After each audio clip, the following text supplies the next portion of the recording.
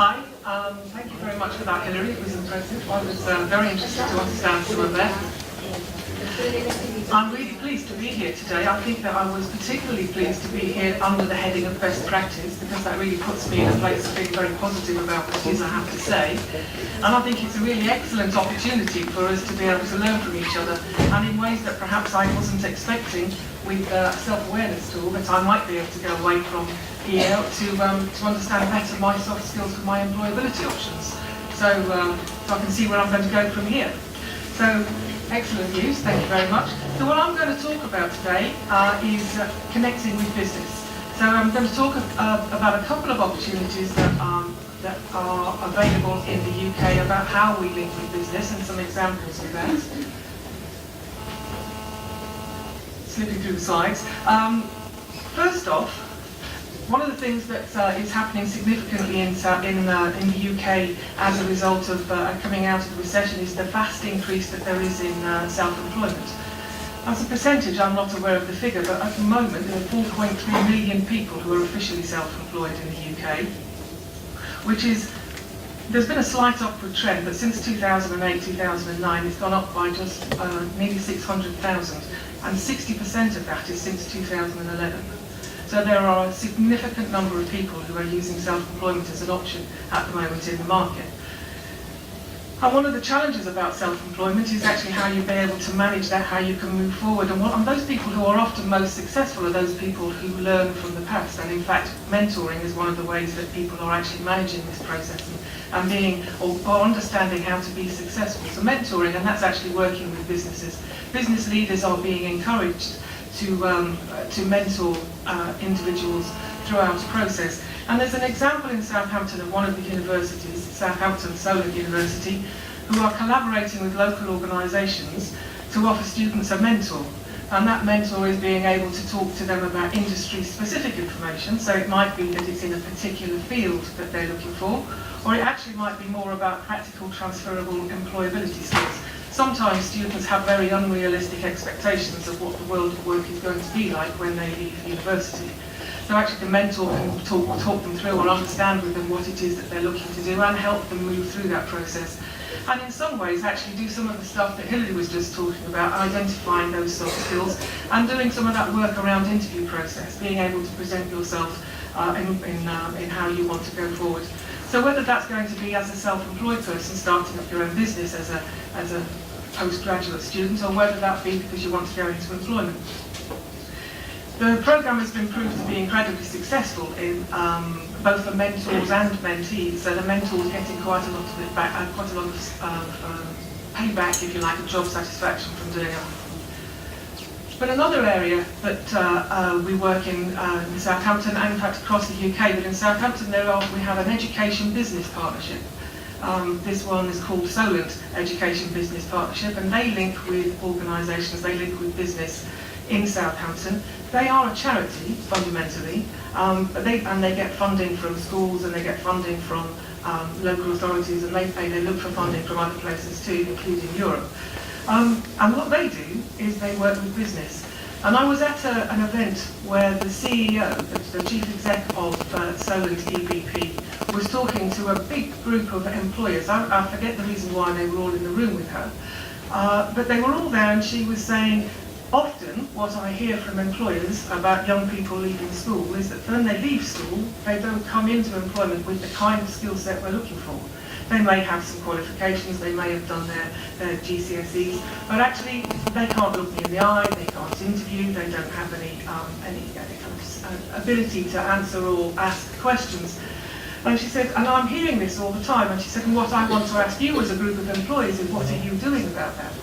Because if this is an issue for you, what are you going to do about that, and where are you going to deal with that?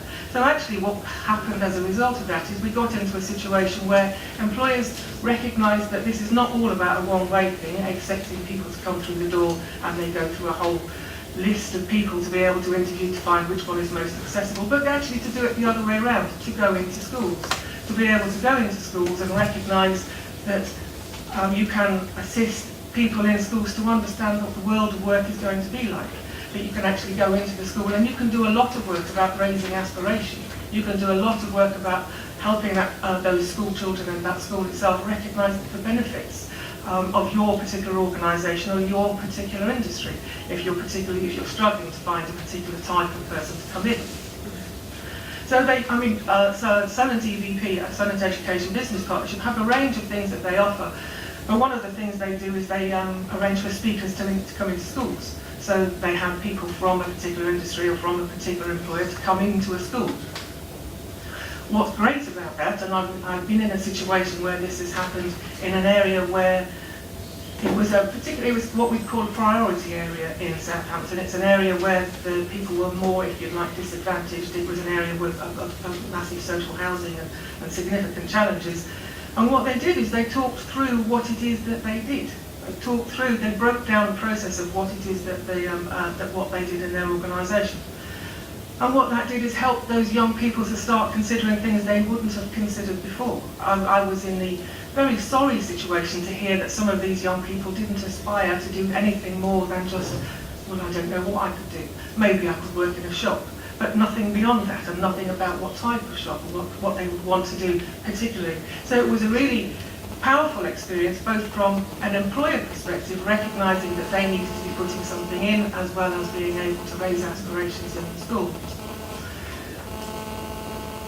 Another area where we work, where we connect with business in the UK and again in Southampton, is an organisation that's a British organisation, which is based business called Business in the Community. And they're also a charity, and what they do is they work with large employers, fairly large, significant employers. I'm be talking about people like John Lewis, Marks and Spencer, Price Waterhouse, some really significant large employers, often international. And what they do is they work with those businesses to be able to link again with disadvantaged communities, and it's how they can work and what they can do for each other. And it's a two-way relationship. What Business in the Community do is that they talk to businesses and ask them to provide opportunities like work placements. They ask them to do things like proactively recruit people from disadvantaged groups and support them in work where they may not normally. Changing recruitment practices, and there's a big push at the moment about trying to change application forms to take off of the application form if you have a criminal record. Because at that point, is the criminal record going to be something that you should filter out, or whether or not you'd be able to support somebody who will come out of prison to be able to move on rather than being stuck in a situation where they can't find work. So Business in the Community do a significant amount of activity, and I have an example of something they've done which I thought was really quite impressive. They have an opportunity they call Ready for Work, which is a program that they do with employers, and that particular program has put just under 8,000 people into work since 2001. 3,000 of those have gained employment from the program. Last year, 303 Ready for Work graduates found jobs. 56% of their program participants gained work following their placement, and 76% of those moved into a job that they sustained for over 3 months. So it really was a very significant impact on people who may not normally have been able to get into employment. And it was about having a relationship with employers, big business, who were prepared to put stuff back. It's very much about the corporate social responsibility, but not entirely. It's about being able to improve business too, and it's about supporting business to recognise what it is that they would gain from this kind of activity. And the kind of thing that they say they get from it is that their employees that they allow to do this kind of stuff, that they offer to do this, is they get a significant payback from it. They feel a lot better about what they do, they're doing something out in their communities, they get a lot of job satisfaction out of it. There have been activities where they go in to do something like into schools again, where what they would do is do a particular thing where they would be able to reading, for example, sitting with children and reading, or it might be that they've done something about redecorating classrooms, but it can be across the range. So it's a really powerful tool for business too, and what they get back from it. Southampton at the moment is just developing a city strategy, and that city strategy is based on the fact that they have been lucky enough to be part of something called City Deal. City Deal is something they're in partnership with Portsmouth, which is not something you'd say if you ever talked about football, but they are in partnership with Portsmouth, and this particular City Deal is going to produce 24,000 jobs over 20 years, with an inward investment of about £3 billion. This is clearly going to create lots of opportunities and transform the city, but it's also going to have a lot of opportunities, one would hope, for local people. And in making that opportunity, what the local authority have chosen to do is take up the opportunity of something that we refer to as the Section 106 agreement. Section 106 is part of an Act, a Town and Country Act, and it's about planning development. And any organisation and business that wants to come into Southampton, it's across the UK, that wants to come in, obviously have to satisfy planning development if they're going to build an organisation, build a premises. One example of this is IKEA. IKEA came into Southampton, they opened in 2009, and when they opened, they had 500 jobs. They wanted to fill 500 jobs. And what they did in partnership with the local authority, teams that work with city limits that Lydia heads up in the local authority, with IKEA themselves, and with the Job Centre, which is the organisation that supports people into employment, what they did is they worked together to produce a pre-employment training opportunity, and it would be something where individuals would learn some of those things about themselves that Hilary was talking about. And it's about motivation, what you're understanding about what it is you want to do, being able to understand, maybe some confidence about how to interview, understanding something about yourself and putting yourself about the business and putting yourself in a much better position to be able to go for a job.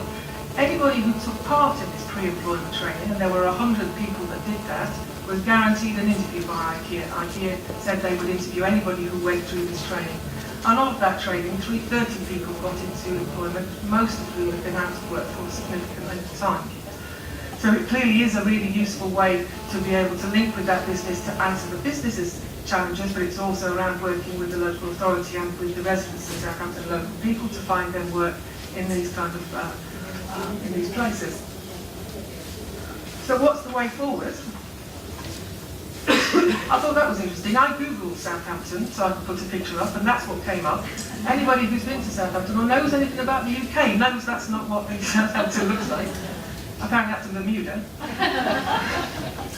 This is part of City Deal. This is a picture that has been put together by planners of what's going to happen to the port in Southampton as we go through this transformation with a massive 5-star hotel being put in place. It doesn't look anything like that, of course, at the moment. It's a building site, but it's on the way.